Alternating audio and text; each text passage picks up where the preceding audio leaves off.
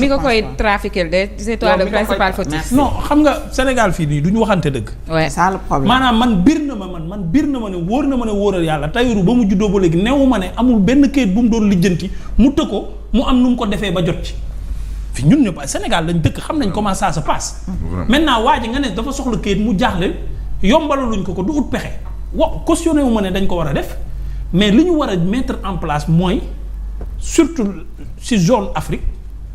africain benn warul dem ci beneen dëkk war faa am jafe-jafe këyit wala jafe-jafe dund fa loolu mooy dëgg mënuñu liy xew Afrique du Sud ñu koy xeex ba pare ñenn ñi nekk fii nii yenn saa yi ñu juddoo fi yaroo fi màgge fi di am ay difficulté am fi këyit léegi loolu dañoo waroon a xool yan solution lañ ciy indi mais duñ ci indi ay boddi compté boddi compté baaxul beneen bi mooy comme li kii doon wax ni ma tàmmee wax phrase bi dama naan leen chacun a ses fils ailleurs fii nii ku fi nekk am nga sa njaboot feneen léegi li ngay def sa njaboot ci sa dëkk njabootu jàmbur ci sa dëkk moom la ñuy fay sa njaboot beneen dëkk te kuñ ko fi defoon nga yuuxu dafa am yoo xam ne àdduna da koo dépassé monde bi da koo dépassé nit ñi di wax yeneen i wax ci àdduna bi ñu nekk ci détail yooyu maintenant organiser dëkk mais ñun ñooy organiser suñu dëkk ba ku fi ñëw gis ñun nu ñu war a mel mais du fi sañ a def yenn yi bu fekkee Nafi laa yem bu fekkee Nafi Dieye day fóot këram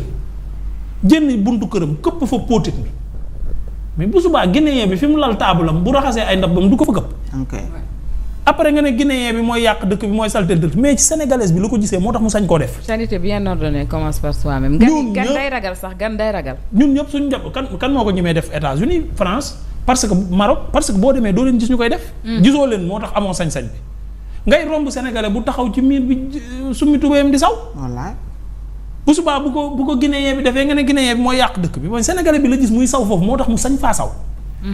ñun ñëpp xam nañ ne suñu njaboot yi dañuy fóot këpp ci mbedd raxas ndab këpp ci mbedd bi def lu nekk donc loolu dañuy setal suñu dëkk teg fi ay ordre yoo xamante ne nii moo xam français moo xam américain moo xam guinéen doo ko sañ a def nga tënku ci loolu mais Tahirou si fang rek guinéen yi nii lii bu yàggee racisme lay nuru lii kenn xamul lu mu doon waaye Modou kii Fall Diaga lii moom kenn xamul lu muy nuru bu yàggee créer ab parti politique rek mel ni yow sa benn vision rek mooy xeex guinéen sa débat yëpp sa sujet yëpp boo demee assemblée lépp Guinée est-ce que newul ne daa am Guinéen bu ko waaw taxa sant Sarr nag man lii moom ma gën a yéem non mais il faut qu'à un moment donné est-ce que gumewul si benn Guinéen lii ñun dañoo xamul ni dañoo comprendre ñun xamuñu di wax leneen moom boobu ba léegi nationaliste sëgg ci sujet bi rek dëgër bopp ne du ko bàyyi ne ci rek ne du bàyyi.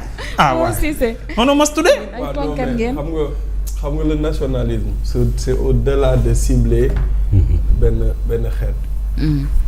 man j'ai lu leur manifeste le nationalisme de Tahirou Sarr parce que un jour fii laa mos a toog dal ci kawam sama benn xeet xaw ma woon ne sax ci moom la bokk mu yónnee ma manifeste bi yónnee ma mel ne ko mais yéen. li nit ñi di wax ci plateforme yi ak li ngeen bind c'est diamétralement opposé en fait ce que j'ai lu c'est du nationalisme en fait mais vous ne communiquez pas ci li ngeen bind wala boog ñi leen di communiquer vos relais ak ñiy wax bu ñuy wax on a l'impression que yéen seen problème tous vos problèmes c'est les Guinéens en fait parce que seen wax yëpp ci Guinéens yi kese la mais loolu la faute à Tahirou.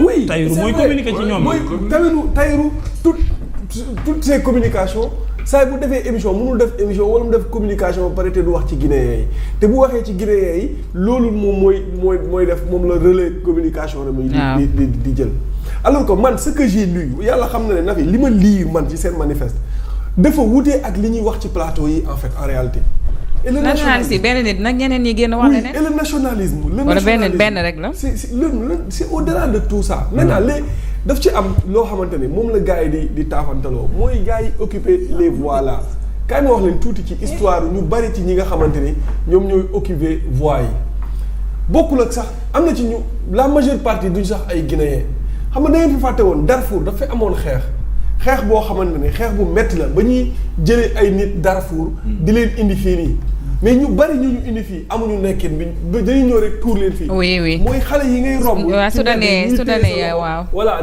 di yalwaan wala ñeneen ñi nga xamante ne ñooy nekk ci yeneen ci mbedd yi di sangoo ci mbedd mi di lekkee ci mbedd mi.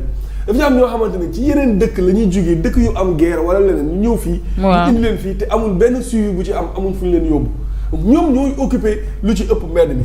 maintenant bu fekkente ne. réfugié de guerre waaw bu fekkente ne voilà merci beaucoup. réfugié de guerre oui. maintenant su fekkente ne koom-koomu réew mi la yow da ngaa nekk sénégalais nga juddoo ci réew mi yaroo ci réew mi màggee ci réew mi nga toog ci sa bopp koñ chaque jour man temps booy dañoo amoon benn groupe boo xam ne lànk bañ a xëy la tudd maa ngi nuyu sama gars yi bu baax léegi ñenn ñi ay douanier lañ ñenn ñi ay journaliste lañ Cheikh Sadibou Fall bu Dakaractu maa ngi koy nuyu ci la bokkoon seen buntu kër lañ daan toog.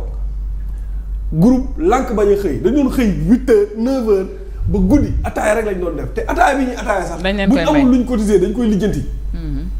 pendant ce temps ñun ñu toog ci bopp koñ bi di naan ataaya mais am na benn Guinéen bu jugee Guinée ñëw xool ne koñ bi amul jaaykatu fruit mu lijjanti ba am 1000 francs di jënd banaana di jaay par benn di jaay par ñaar di jaay par ñett ba am table commencé tay kii commencé mais ñun.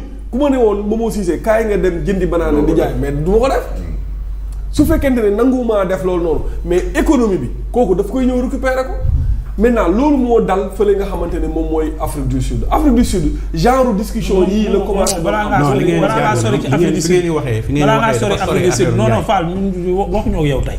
noppi naa kii gis nga exemple bi nga joxee ci Guinée yi jaaxle naa de. maa xam koo xam ne. histoire vraie laa lay wax nii. këram la nekk doomam yaa ngi ci këram maase guinéen bi ñëw loué ko magasin bi ci kër gi.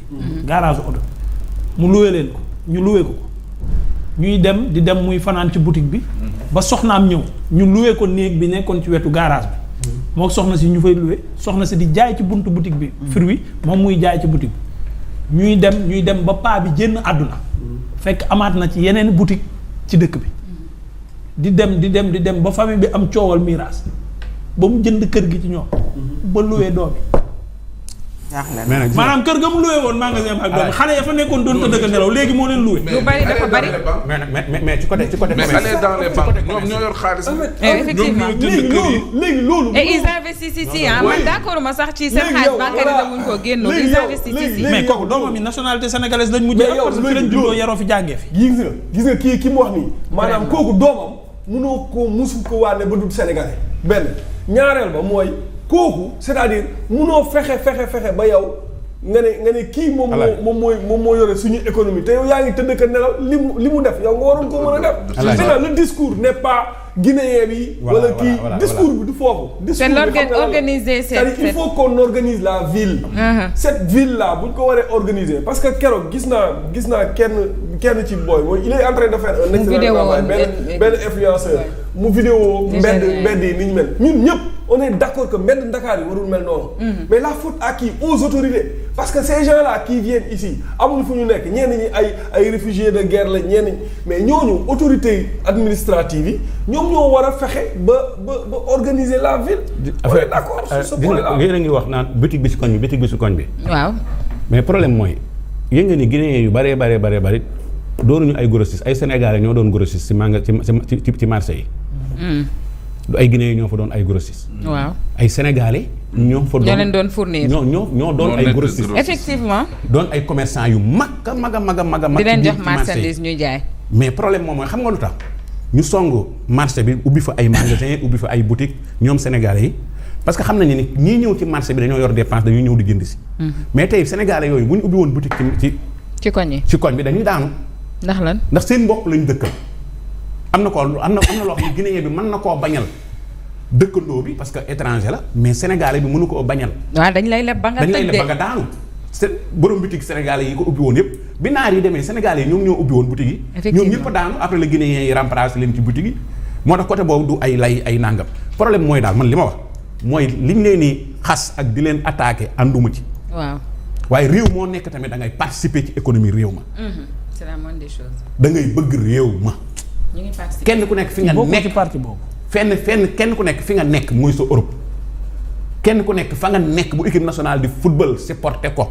waaw kenn ku nekk fa nga nekk fa ngay wutee sa wërsëg bëgg réew moomu te bëgg nga nekk ca réew ma. waaw ñoom it neexuñoo faral ñoom Sénégal dafa muus. tey sama waaye tey bu demoon Amérique rek da ngay gis mu doon ab américain. day intégré. est-ce que comprendre. bu demoon tey Mauritanie da ngay gis mu doon commencé sol yére bu dee ñëw sax bu ñëwee Mauritanie sax di ñëw sax ay grand bu naar lay sol. xam nga ñun ñëpp benn affaire. est-ce que comprendre nga. dafa am benn laxisme bu am xaaral dafa am benn laxisme bu am. mais Sénégal yi ubbi leen dafa am benn laxisme bu am. dafa am benn laxisme bu am ñoom nañ ko jaay. xoolal dafa am benn laxisme bu am dafa am benn laxisme bu am. ñoom kat ñooy jaay gerte xott sax tey Sénégal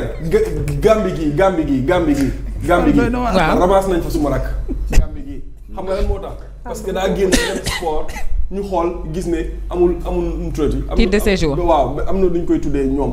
séjour tur bi séjour genre këyit boobu ñu leen di daggal. voilà Gambie gii rek daf ko am alors que Sénégal amul loolu maintenant c'est-à-dire il faut.